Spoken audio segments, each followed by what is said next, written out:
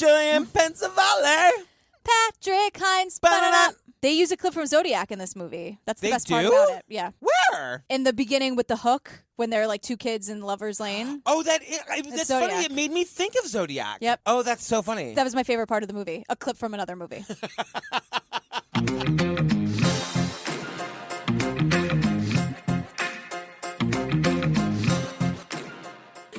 Girl, a couple things to tell the people. Oh, my God. So, you guys, before we get started, first of all, today we're recording at the beautiful podcast studio at Mischief Management. I know. If you don't know who they are, you guys, they're the ones putting on PodX. Yes. PodX, where Jillian and I are going to be. We're doing a live show. Mm-hmm. It's this insane lineup of podcasts. It's like us and Crime Writers On and Undisclosed, and Bear Brook is going to be there. Mm-hmm. If you go to PodX, like pod and the letter X.com, you'll see all of the amazing podcasts that are going to be there. Yeah. They also do Broadway Con. And they do Broadway Con, which we're also going to be at. Which is where, where, our Broadway people, which is all of our listeners also. But you guys, come to PodX. If you live in Nashville, if you live in the South, if you live anywhere, there's going to be so many amazing podcasts there. We're doing a live show. If you go to the See Us Live page on our website and click on PodX, it'll take you right to a place to buy tickets. And it's in May. It's the last week of May. It's the week before CrimeCon. So we're literally going from Nashville to New Orleans. To Nolans. To New Orleans. New Orleans. I can't wait. You guys, tickets for our Pride show are also on sale. I'm just not gonna rest until we sell this thing out. Oh, we will. I know. I'm so excited about it. You guys, you're gonna see Patrick cry. And laugh and be hammered. It's gonna be amazing. And also Patreon. You guys, we're up to the Jinx episode 2. It's up this week. Guess what? When we were having drinks the other night, I found that Robert Durst impression. I don't know. It just came out of me. I said it at you. No, Robert Durst was forced to hang out with Kathy's family. Everything about episode 2 is bonkers. When he admits that he basically lied to the cops about everything? Yeah, pretty bonkers. Pretty bonkers. So you guys, you know what's on the Patreon. Serial, Staircase, Jinx, all the interviews. Madonna's Truth or Dare. Madonna's Truth or Dare. I always have to mention that. Such a wild card. I love it. Patreon.com/TrueCrimeObsessed, or go to our website, click on the Patreon link. Yeah. Okay, girl, what are we talking about today? A really gigantic waste of my time called Killer Legends. I gotta say, I was excited for this. I loved Cropsy. Well, the concept is great. It's like figuring out all these urban legends and like how they affected true crime. It's like, it's kind of interesting. Totally. The idea, not the movie. And then that's the thing that I'm like most offended by, that it could have been great. How about how, like, in the end, they spend 45 minutes driving around Chicago asking people if they've ever seen a clown? And that, like, mass clown grave in the cemetery. It's just so self-indulgent. They just love themselves, which is great. Everyone should love yourself. But it's like, I don't need a documentary. Like, don't disguise this documentary as something else when it's really, you just want to be the guy from Cropsy forever. Every town has its legends. Every neighborhood has its boogeyman. A killer with a hook for a hand. The drifter who snatches children. The witch who lives in the woods. Why are you here tonight? We hear stories. You just want to see what's about, I guess. What do you guys expect to find out here? People who died here are supposed to be the ghosts. Do you believe that they're devil worshippers? Oh, yeah, I do. Do you think every urban legend has truth behind it? Yes, I think you have to have some form of, like, truth to kind of go off of. A truth that is often more terrifying than any fiction. An old legend that actually happened this time. Many more cases of contaminated treats. I know she suffered a lot. He pulled a knife and tied me up with electrical tape.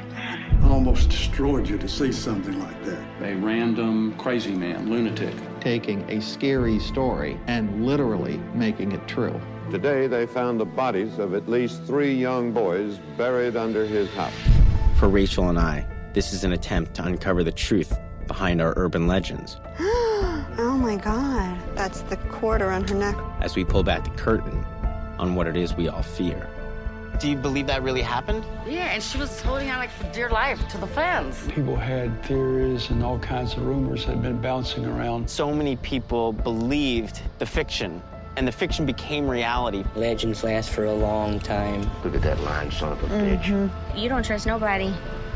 Can't. Because urban legends, as scary as they may be, are really just warnings for something much more dangerous. The reality that may have started it all. I got 7 down in feet or not. 7 down. There's a child victim I need rescue. Girl, did these guys make a little movie called Cropsy?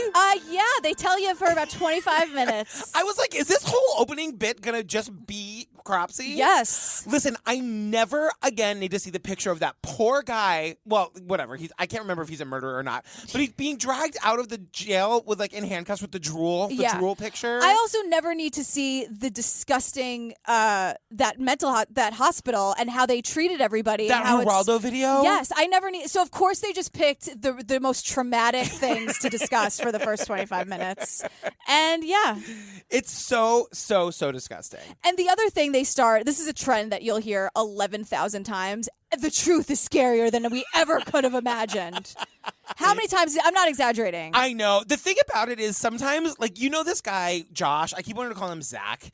Josh, wrote the script, and it definitely sounded better in his head than when he was in the studio recording it. No one was like, you can't say than we ever imagined one more time. You can't keep saying it. You have to find a different way to say it. His narration is also so over the top. He's like... Because urban legends, as scary as they may be, are really just warnings for something much more dangerous. The reality that may have started it all. It's like, whoa. I mean, you never could have imagined it, girl. I know. All right. Should we talk about the hook? Yeah, so they go through 4 urban legend things, right? Yeah. And the first one is the hook. And again, like I said before, the best part about this movie is that they use a 4-second clip from Zodiac. The hook is one of the oldest and also one of the scariest urban legends. A teenage couple are making out in their car while parked at a lover's lane. As the two are about to go all the way, the radio interrupts them. A crazed maniac with a hook for a hand has escaped from the local insane asylum. The frightened girl demands to go home as the frustrated boy guns the engine. Later, as the boyfriend goes to open his date's door, he sees dangling from the door handle the maniac's bloody hook, ripped from its socket. They make the point first that the girl insists on going home and the boyfriend is super mad about it. Right, no, because she owes him sex, clearly. We're in the 50s now, aren't we? But really, it was a scare tactic. It was like, don't have sex in cars because the guy with the hook will come and get you. And they make the point that that's what this urban legend is getting at. The scariness of teen sex and also teen car culture. Yeah, so then we get to this murder, right? In 1946, they call it the Moonlight Murders. The guy is the Phantom, whoever did I was it, loved your musical. Is that our palate cleanser? Oh, no, I can't do that to these poor people. I hate Phantom. I'm sorry. For the teenagers in Texarkana, Texas, this wasn't just some cautionary tale. In the early spring of 1946, a masked man known as the Phantom attacked 4 couples, most of whom were parked on lovers' lanes. The attacks, which killed 5, were said to coincide with the full moon, hence the nickname, the Moonlight Murders. And although there were numerous suspects, the Phantom was never caught, allowing his enduring legacy to haunt this town for more than 6 decades. Yeah, so it's 1946. So 2 people were shot on Lover's Lane, right? Inside, he found Griffin, age 29, and Polly Ann Moore, 17, lying in the back seat. Both have been shot in the back of the head. Excuse me, what are you doing out with a 17-year-old? Because he's 29, hello? I know, 29 years old. And 17. In 1946, I feel like that's older and younger. You know, it's a young 17 and an old 29 in 1946. So this is really what they do. They're like, let's try to investigate a crime from 1946 that has no evidence and we don't know anything about. And then let's go to the town where it took place and ask all the locals if they remember it. They literally walk. So this is my issue starting from the beginning. They've done no research. They've read the Wikipedia page of each one. Yeah. When they get to this, Texarkana, Texas, and they're talking about the first of these Lover's Lane murders, they walk into the hardware store. Yeah. And they're like, do you know anything about this murder? And they're like, yeah. Everybody knows about it. Hey guys, how you doing?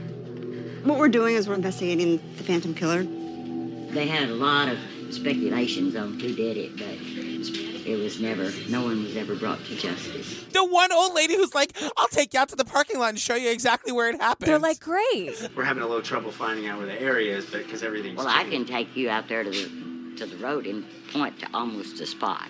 Right about there. Right there. And on that side. So then we also get like another, because there are all these murders happening on lovers' lanes, right? So we get another headline on the paper, and I don't know if you caught this, a paper from 1946. It was like another murder, like something horrible, right? About the headline, and then in like the corner, it's just like the KKK are burning those crosses yet again.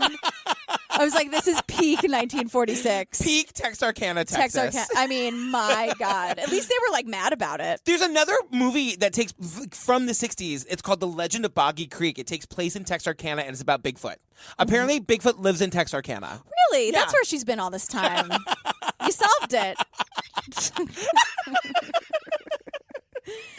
So we have to get something out of the way, because this is where the hook comes in. Because everyone's probably like, what does this have to do with the hook guy? What is happening? Right. Oh, yeah. I know what you're going to say. So they have all these experts, like, okay, whatever. The first expert they have is this guy named James Presley. He goes, well, the first double murder didn't cause a whole lot of excitement. Oh. Too much KKK cross burnings happening to pay attention to a murder. But the thing is, like, these are murders, and they're learning that they're also rapes, too, which is a nightmare. And apparently one of the victims was sexually assaulted with the barrel of a gun. So then this folklore expert makes the connection where it's like, it's a foreign metal object. Hence the hook. And I'm like, oh, that was kind of a leap for me too. I was like, what? They're just trying so hard. I think what happened is that they realized that nothing is connecting these urban legends to true crime, and they were like, well, we're here. We have to find a connection somehow.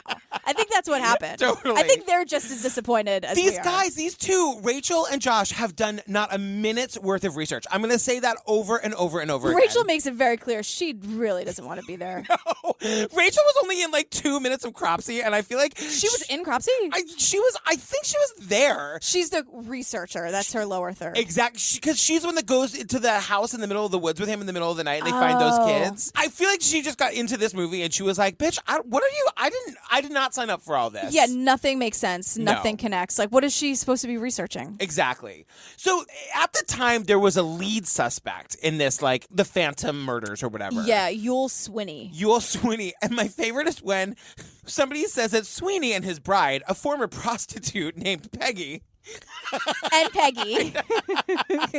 And she was like, he did it. He totally did it. He's the murderer. Under questioning, the wife confessed that her husband was the Phantom, but refused to sign a statement.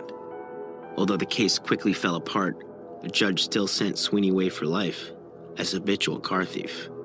But now, the movie that you said you really wish we were talking about. Oh my God, you guys. The Town That Dreaded Sundown. And it was kind of like the first cult classic slasher flick. The director, Charles B. Pierce, blurred the lines between fact and fiction by telling the film in faux documentary style. It was Sunday, March 3rd, 1946. The beginning of a reign of terror for the people of Texarkana, a terror so indelibly imprinted that today, people still speak of it fearfully. Only the names have been changed. This movie is described as like being faux documentary style, Yeah. so people kind of believe that like what happens in the movie is like what really happens. And they have that narration, that scary narration. Totally. And the movie looks really scary. It looks like one of those like fabulous B movies. 100 zillion%. World War II had just ended. In Texarkana, Arkansas, boys had come home to their families. Husbands reunited with their wives.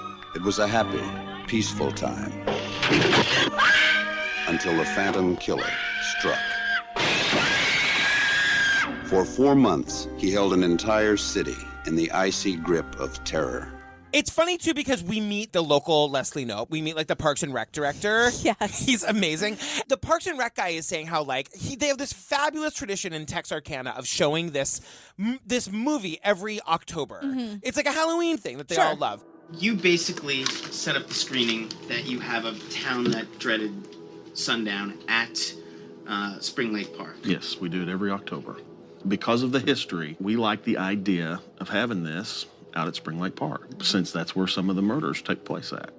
We started getting some phone calls saying that they didn't think it was right, that there were still families in town that, that was affected by this. The police concern was that it was going to cause somebody else to have the idea to start doing it again. And then all of a sudden, Rachel, who has she's an under 5 in this. I mean, she speaks up and she's like, wasn't there just a Hollywood film crew here remaking this movie? And Leslie Knope's like, I'm sorry, what? I know. The film crew was in town last month, and there's a new movie being made. I've heard that the storyline of the movie is about a copycat that comes out from the screenings that happen at Spring Lake.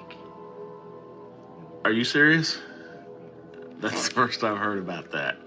And the guy just looks at him like, oh, shit. Oh, my God. Yeah, please don't greenlight that. My God. Yeah.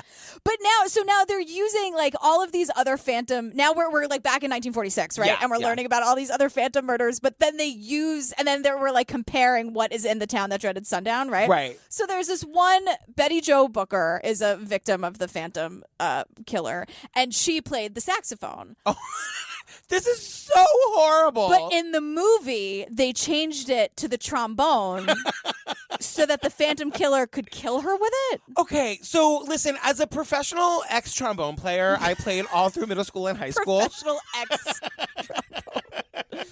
You did also? I did. I did not play all through high school. I had drama club to do, but I played it into my freshman year. That slide, it's called a slide. Yeah. So you guys, in this movie, so in real life, this poor woman and her date were both shot 2 miles apart from each other. Right. It's horrible. In the movie, the killer ties her to a tree. Oh God, ties a knife to the end of the slide. Yeah. And then plays the trombone and kills her. The scene was so memorable, some people in town actually think that's how she died. No, listen, I've never been stabbed, so I don't know what being stabbed feels like. But they have this poor girl tied to a tree, and every time the trombone slide stabs her, she just goes, ah!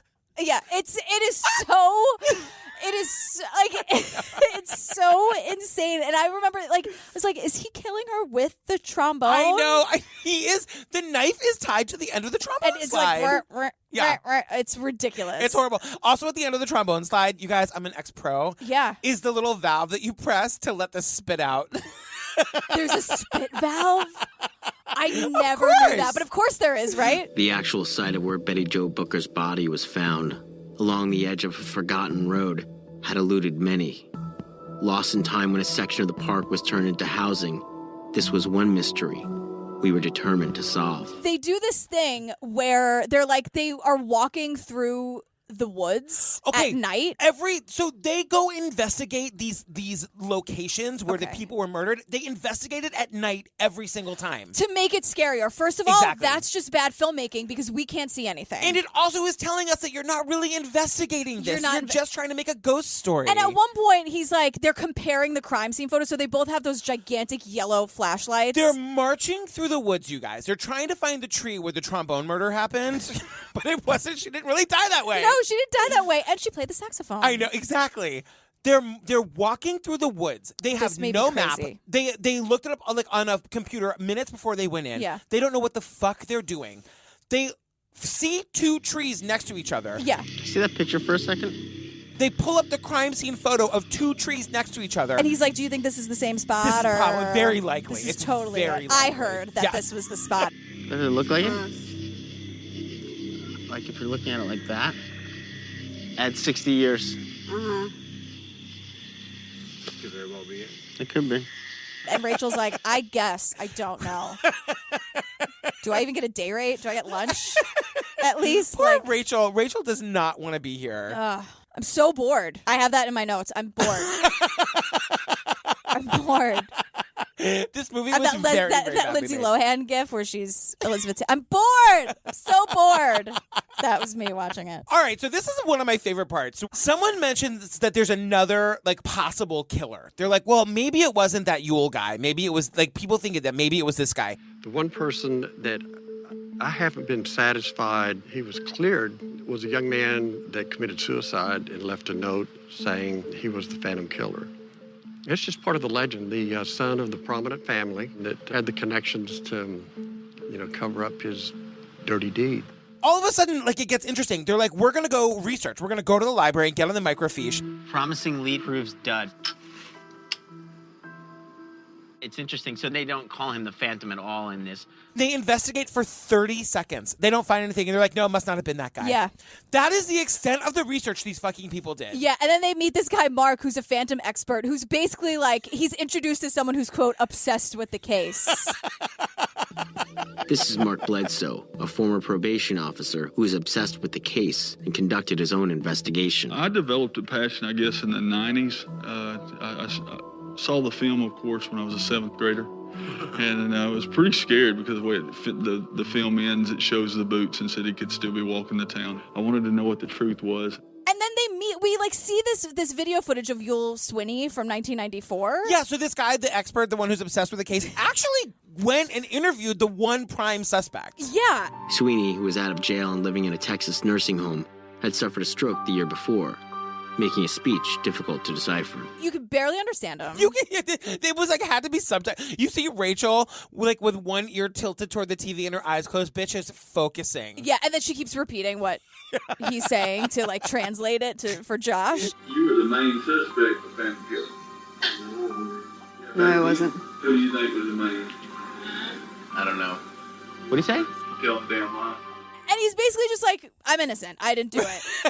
In the middle of this, someone's like, hey, y'all, are y'all videotaping? Did y'all sign the papers? I just wanted to check on something. They told me y'all were videotaping. And then that video footage cuts off, and then it's like, it looks like a TV show or something. Like there's something totally different. It's like he taped over Murphy Brown. Yeah. Like Murder, She Wrote or something relevant, Columbo.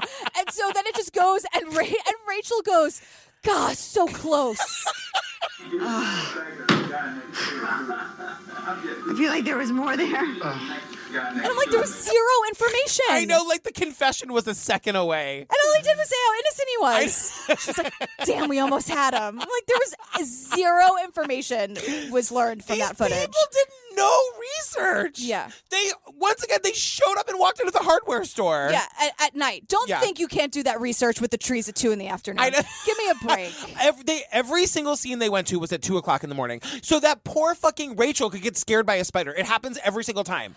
With a really big spider web. I know. That she basically walks into, and then they zoom in on the spider, and it's huge. I'm like, oh my God. It happened in Cropsey, too. And she's like, remember in Cropsey, they like go to the insane asylum in the middle of the woods in the middle of the night because they couldn't possibly go during the day. Was there a spider web there, too? Poor Rachel gets scared and jumps, and that's like the big jump moment for the audience. Right. It's such nonsense. Oh, look, we're done with the hook guy. They just stop. That's the other thing. They just like stop. And he's like, in conclusion, people in town believe the movie version more than the real version. I'm like, that's what a fucking urban legend is. Right. That's what an urban legend is. That like all over time, the story changes and people believe that more than reality. Because the reality is sad and scary and horrifying. Exactly. So you have to sensationalize it. And I'm 100% convinced they went into this thinking they were going to make a documentary about the hook guy. Yeah. They're like, you guys, this is going to be 14 minutes. Shit, we gotta. Does anyone know any other urban legends? And Rachel as the researcher's like, she's on the Wikipedia page for like lists of urban legends. They just picked 3 at random. They threw darts. You guys, we have a newscaster. Tonight is Halloween, and kids will be out trick-or-treating. We hope that the treats will be many, and the tricks ingenious. That's horrible copy. Who wrote that? Fire that PA. So now we're at the Candyman. But it all comes back to the hook, guys, because in the movie The Candyman, he has a hook. I know. It's so ridiculous. I don't know. But guess what? The real story is more horrific than we ever could have imagined. Okay. God. So, whatever. They're driving into like downtown Houston to get... This story is actually enragingly horrible. Yeah. Well, the whole thing... So the Candyman urban legend is that the whole thing about how like kids should never eat candy on Halloween because the people are poisoning them or putting razor blades in them or whatever. We've all heard the same story about Halloween. Little Johnny had been warned to never go trick-or-treating at any house he didn't know. But he didn't listen. Instead, he convinces his friends to go get candy from this one weird house. Later that night, as they're all digging through their loot, there's this scream. All the kids are rushed to the hospital, but it's too late. Johnny's dead from eating candy laced with poison. And all the other kids had their mouths ripped open from swallowing razor blades and glass. They never to catch the person who did it. My favorite is like the commercial for the urgent care place that's doing candy x-rays.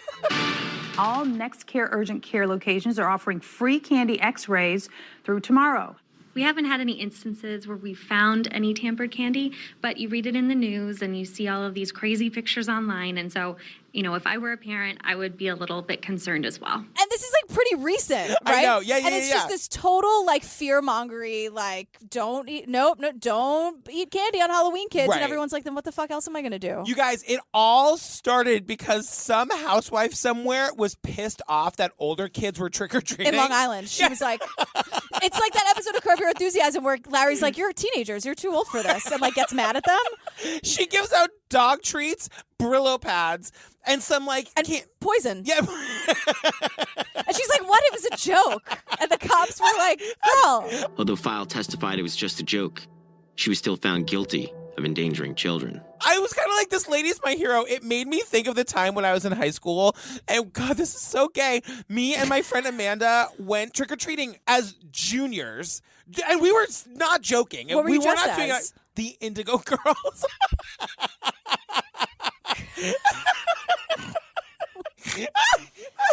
Pics or it didn't happen. I was actually going to message Amanda today and be like, please tell me you have one Oh, you picture. have to somewhere. Because my mom had I remember we had wigs in my house because I was obsessed with wigs. Sure. Of course, guys, I was so gay.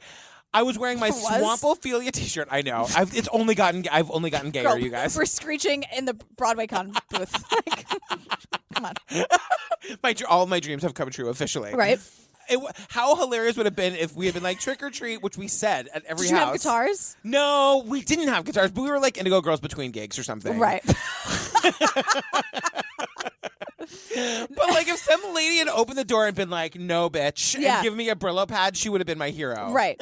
You know the costume's great when you have to explain it. We're the Indigo Girls, but between gigs. Ridiculous. Yeah, some housewife in Long Island had it. Yeah, totally. Poisoning kids. For trick-or-treating. Like, this is why we can't have nice things. This is why everything is turning to shit, because you can't just go out and trick-or-treat. But you shouldn't if you're 17 years old. Yeah. Try telling 17-year-old dressed as a lesbian me that. Not listening. Not listening, girl. No, bitch.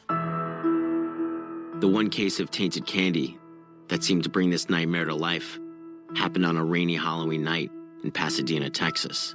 The perpetrator of this evil crime is known to some as the man who killed Halloween, and to others as simply the Candyman. So you guys, okay, yeah. Can we get a garbage ding? Oh, yeah. So it's October 31st, 1974. This is bullshit. Yeah, this is total bullshit. There's a group of kids, the O'Briens and their friends, whatever the hell their names are. The O'Briens come home after a night of trick-or-treating. This kid is 8. His sister is 5. And the dad decides that the kids can each have one piece of candy before they go to bed. Right. Timothy, still wearing his Planet of the Apes costume, chose a giant pixie stick, one of 5 that his father had gotten from a neighborhood house that night. Ronald had divvied up the other sticks to his daughter, one of the Bates kids, and a local boy named Whitney Parker. The sugar inside had clumped together, so Ronald rolled the sticks in his hands before pouring the powder down his son's throat. Minutes later, Timothy was violently vomiting, and after being rushed to the hospital, he was pronounced dead. The cause? Cyanide poisoning. So, we hear that the dad is, driving around with the police and pointing out this guy and that guy, and everybody has an alibi. They don't know where the pixie stick came from. Because the kid dies. The kid dies in the hospital. An 8-year-old kid, and it happens so fast. Yeah. There's cyanide in the pixie stick.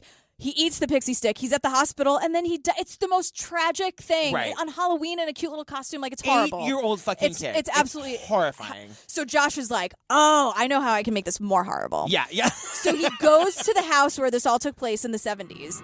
It's down here, I think, on the left. All right, so Greg, how do you want to do this? So I'll hang back here. Okay. The cameraman's like, I'm going to stay right here, bro. Yeah. And I'm like, they're not going to do what I think they're going to do.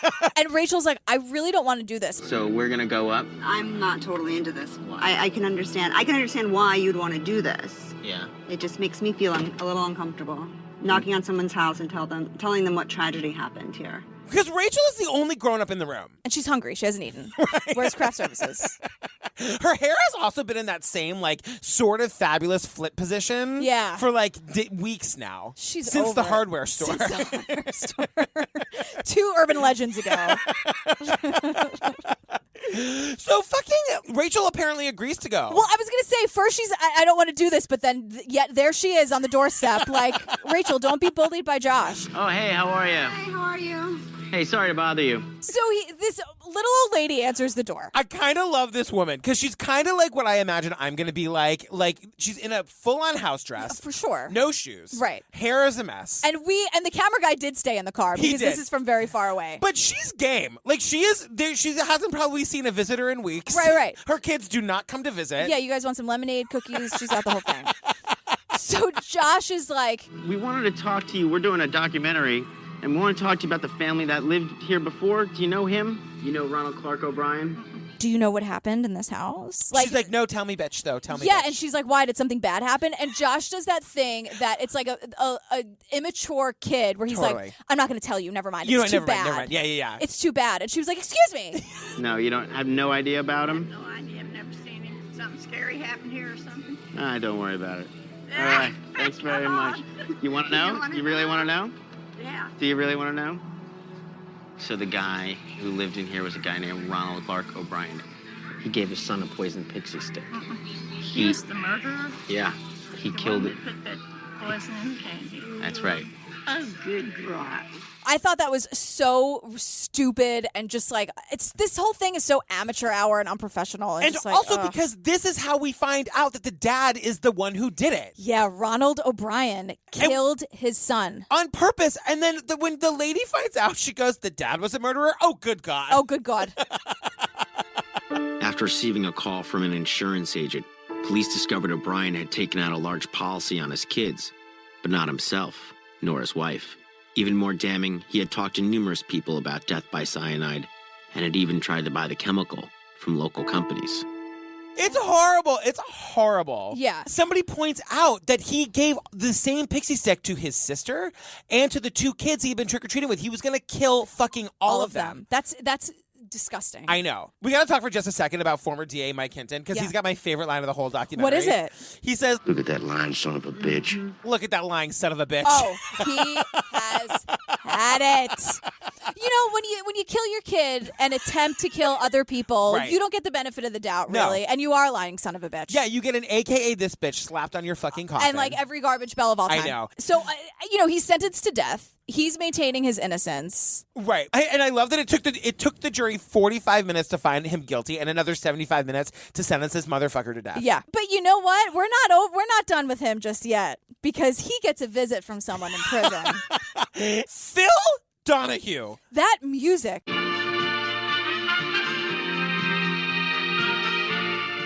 I was gonna say, was Phil Donahue's music always like fucking crazy elevator music? It was weird, and it's just because it's like Donahue, Texas death row is the on-screen text, but the music is so ridiculous that it looks, and it's like big orange font or something. Like It's it looks so cartoony. weird. I know.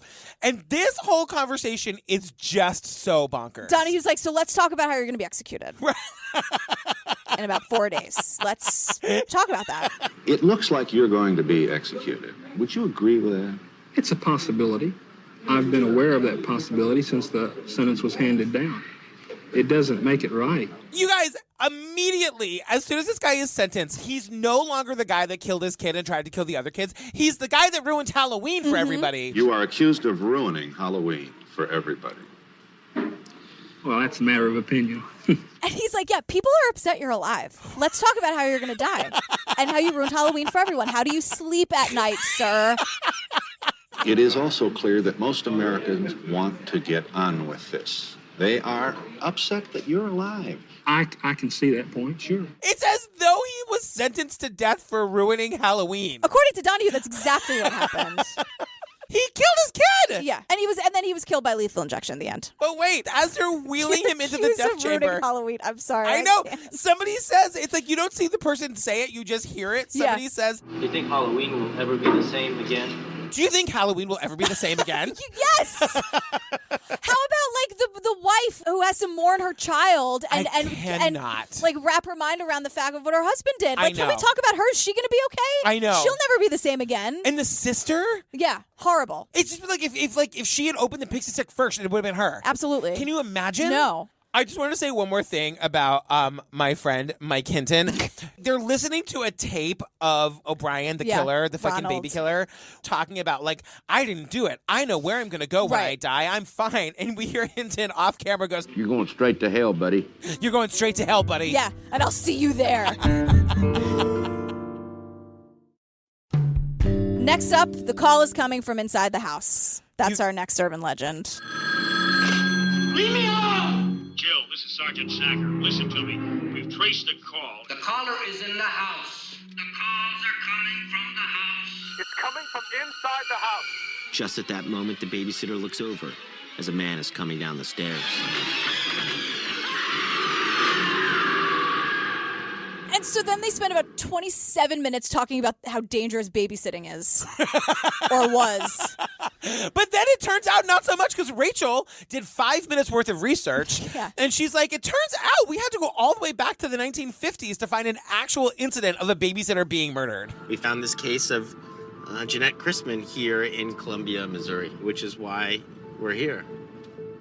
Yeah, these stories are horrible. They're horrible, you guys. So this girl, Jeanette Christman, was babysitting, and This is 1950. Yeah. In Missouri. Right. We meet her friend Carol, who's telling us the story. Yeah. And Carol's like, I too was babysitting that night. It was a kind of a eerie night. I also was babysitting, and I just felt uneasy, and that was unusual for me because I did quite a bit of babysitting.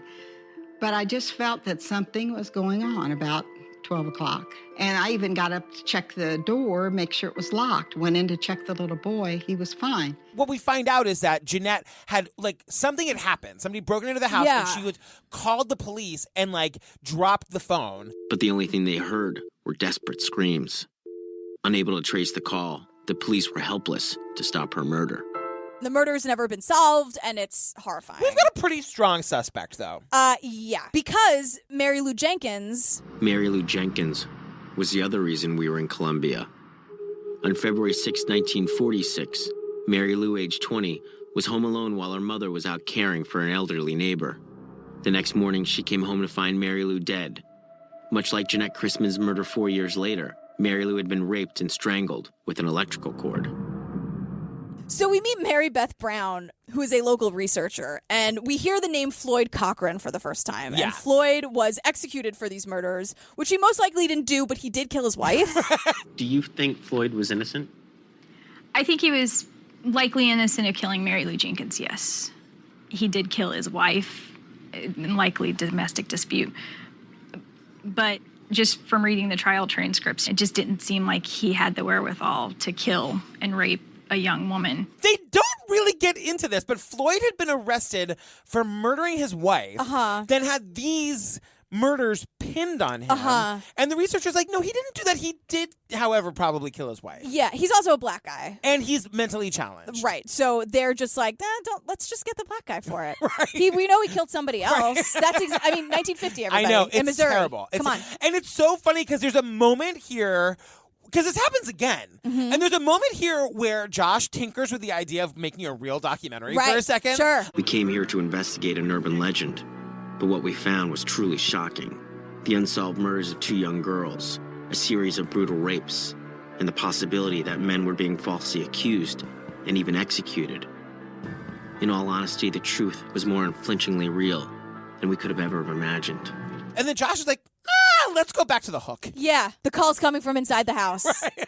Oh my God. And also, like, there was no phone call. Like, this is not connected to that urban legend. You know what I'm saying? Like, this is a break-in. Right, And a rape and a murder. Like, what are you talking about? Right. And who do you think did it? I've been told several people, but more than any other name was Robert Mueller. Robert Mueller was a high school friend of Ed Romax, and it was the Romax house where Jeanette was babysitting that night. The Romax told police that Mueller had often commented on Jeanette being a virgin and had alluded to knowing intimate details of the crime. You guys, Robert Mueller, not that Robert Mueller. I was like, please, it's not a Mueller. Like, we cannot make Bob Mueller the bad guy. No. Bob Mueller's the good guy. Yeah, and they say Mueller, so this that's guy is the a Mueller. difference. This guy is a Mueller. So here's what we learn about this bitch piece of shit.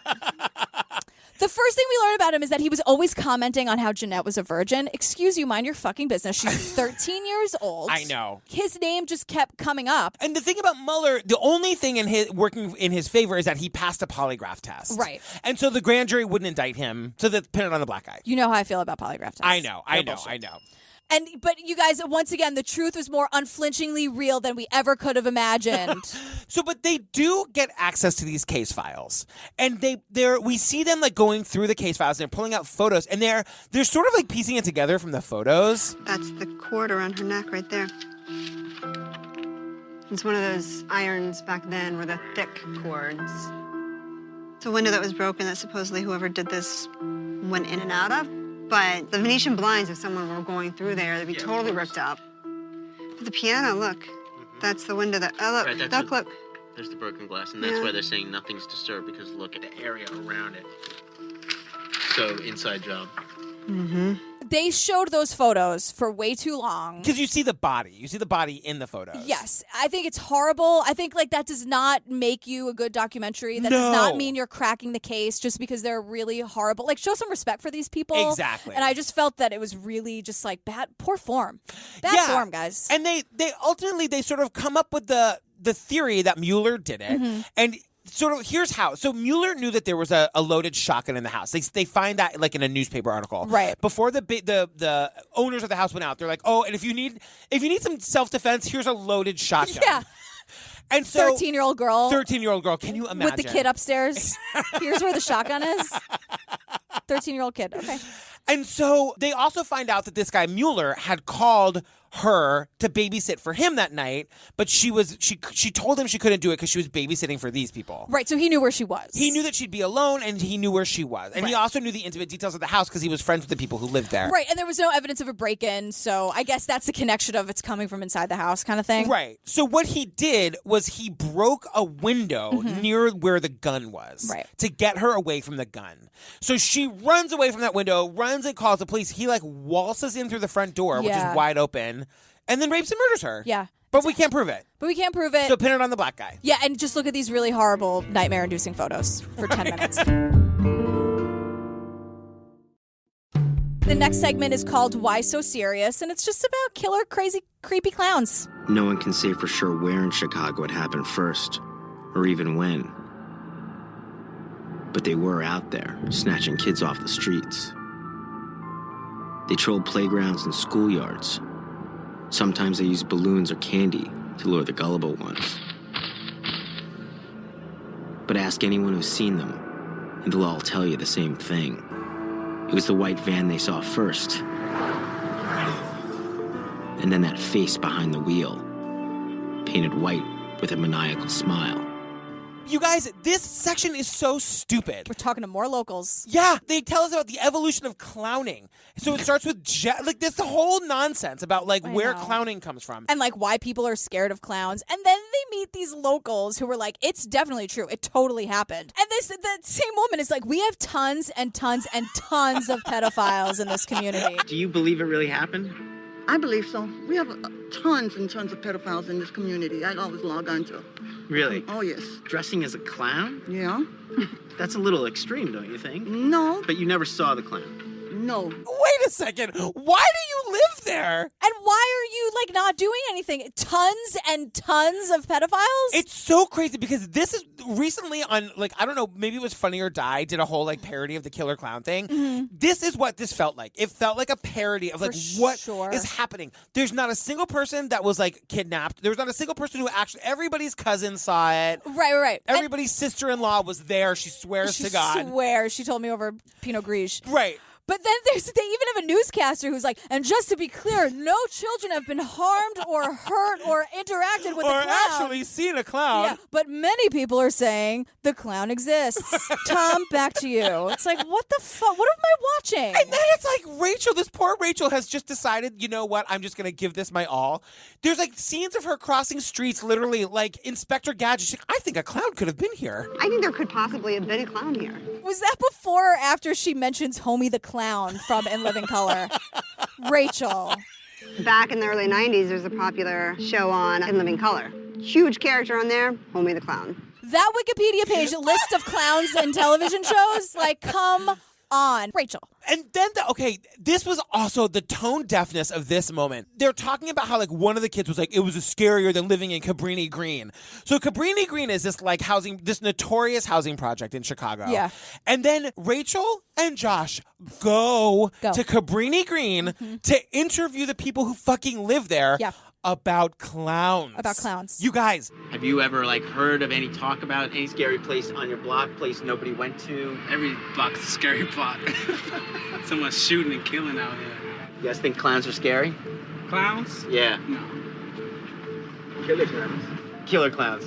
You guys, you have to watch it to understand how ridiculous this is. It is so ridiculous. These guys that they're talking to are looking at them like, who the fuck are these people? What are you doing? What are you talking about? I just could not get over the tone deafness of this moment. Oh, and the tone deafness does not end. I know, and the kids like killer clowns. And, like, they're just making fun of Josh and Rachel to their faces and they don't get it. They have no idea. They're like, this is great. But then, because they're like, oh man, like, we got to make this a little bit of a documentary. We really got it. We need more time, basically. Yeah. They're driving around with a clown, like a guy. Clown historian. Who's dressed as, it's a clown. Yeah. It's a clown. He's dressed as a driving clown. car. They put him in a white van, you guys. I'm not kidding. And he's honking the horn at kids riding their bikes. He's like, hey. Here we go. Game on, my friend.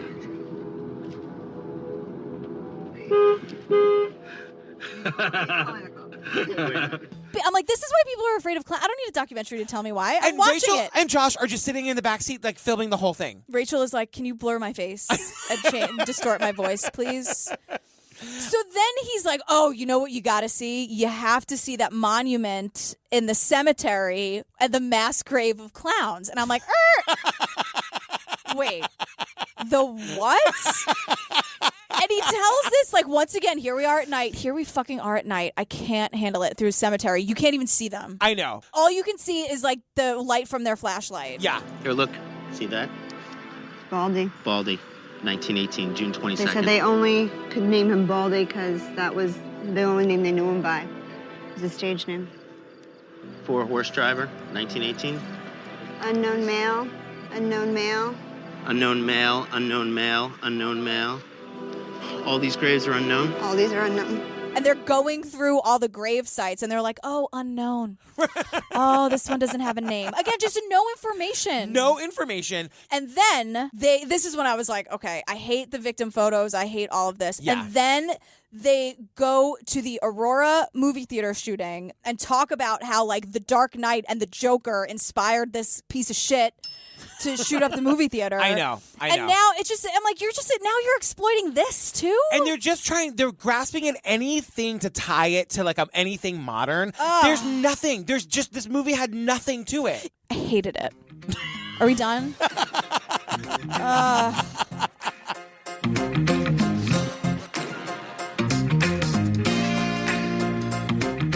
Girl, are we going to like any of these Halloween docs? I don't know, man. We got one to go, you guys. Next week is My Amityville Horror. Yeah. I hope it's better. Like, every single one of these Halloween docs we've done has been fucking terrible. I know. They've been really bad. You guys, don't forget, tickets to our live show are on sale. We're making announcements about our Chicago show coming up soon. Come see us at PodX. If you're not in the Patreon, get in there, you guys. Get in there. We're having so much fun. It's such a party. It's a party. We're doing the Jinx. The Jinx is so fucking out of control. It's so crazy. We're up to episode 2 now. Yep. We just did that great interview with Keith Maitland, the director of our new best Tower, friend. that everybody loved. And then after the Jinx, we're doing Making a Murderer. And then, you guys, we're going to start doing, like, some of the Oxygen series, because we got to talk about Maura Murray. Yeah. We got to talk about Natalie Holloway. There's a lot to get through. Yeah, there's a lot. So it's a great time to, like, get into the Patreon and, like, get all this content and support us. Yep. My friend Ellen joined the Patreon. She's like, I have 67 things to listen to. 67 things. Oh, and that's the thing, you guys. They live forever. They do. 67? 67, Damn, including we're all, awesome. like, the extended outtakes. And early on, we did a whole bunch of mini apps just about our lives and stuff. Like random shit that happened to us. Yeah.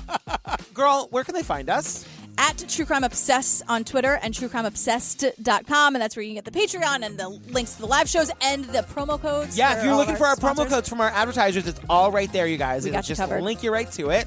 Where can they find you? At Jillian with a G on all the things. I'm at Patrick Hines on the Twitter, at Patrick Hines _ on the Instagram. So stay tuned for the preview for my Amityville Horror, then our outtakes, TM. You guys, I need something that I love to be our palate cleanser this week. So this week it's going to be from Everyday Rapture, starring Sharon A. Scott, my fave, Lindsay Mendez, Betsy Wolf, who I once ran into when we were doing a recording session at another studio. Yeah. Betsy, if you're listening, I love you. Hi. And we'll see you next week. Yeah. All right, bye. Bye. I believe that there is a such thing as evil, and I was a victim of that. On November 13th, 1974, the house at 112 Ocean Avenue, Amityville, became the site of a notorious mass murder. I didn't want to be the Amityville horror kid. I've been running away from it, and it finally caught up to me. Very shortly after moving in, the Lutz family claimed to have begun experiencing mounting paranormal phenomena. When I went in there was probably 400 or 500 flies. And we're talking, this is mid-December in Long Island. The entire family is standing there watching the garage door slam up and slam down, and the dog is hanging himself. I had to speak to George in Sir. But at that point, he was your stepfather. I'm going to call him Dad. You're not my father. He lived with adults who believed in the occult. You married this guy. You moved me to his house. What the hell is he into? They got very deep with something dark and something evil that they totally didn't understand. Satanic history, devil worship, mind control. I was possessed by a spirit that I could not get rid of on my own. I didn't care if the priests were beating me and performing exorcisms on me, which, if I'm not mistaken, they don't want to talk about. When the stories start to change, then it's time to become suspicious. The sensation felt by Steve Petropoulos, our cameraman. He was overcome by something. This is one of the pictures that their photographer took that night. There were no children and no animals in the house that night. We remember bits and pieces of experience, but we'll fill in the gaps in our memory. Maybe this is just manifestations. Maybe you imagined all of this. I just wanted somebody to believe me. Show me the evidence. What took place in that house was a true personification of evil.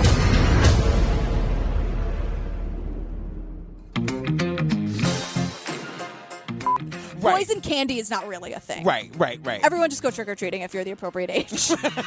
But don't go as a fucking indigo girl, you guys. I have that on lockdown. Or just bring a guitar also. But if you're going as an indigo girl. Between gigs. Love a costume with a backstory. I love it so much. I saw someone with a Slender Man tattoo the other day. Why? On their leg. Oh my God. Yeah, it was heinous. It was also just like a badly done tattoo. But it was Slender Man, who's not real, everybody. Not real. He does not live in the Slender Mansion. The Slender Mansion on creepypasta.org/net or whatever. /nightmare. /shut up.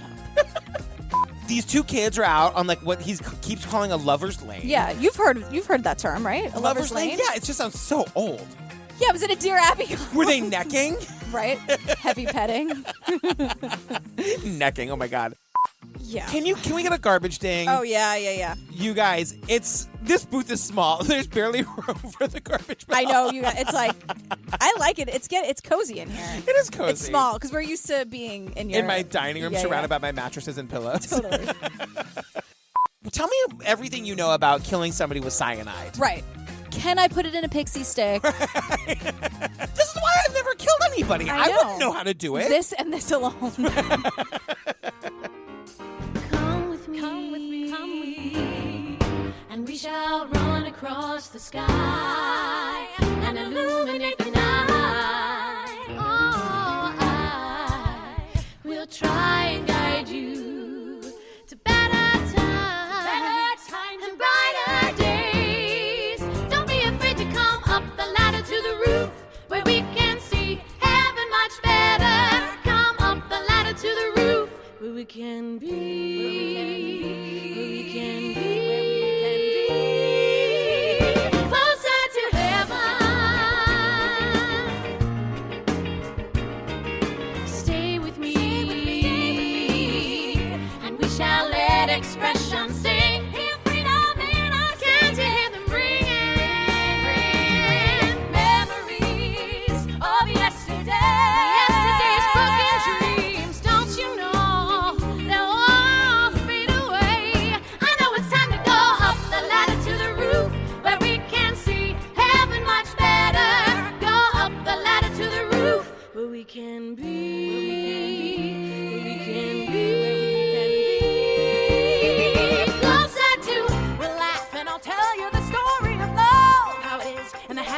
an adventure.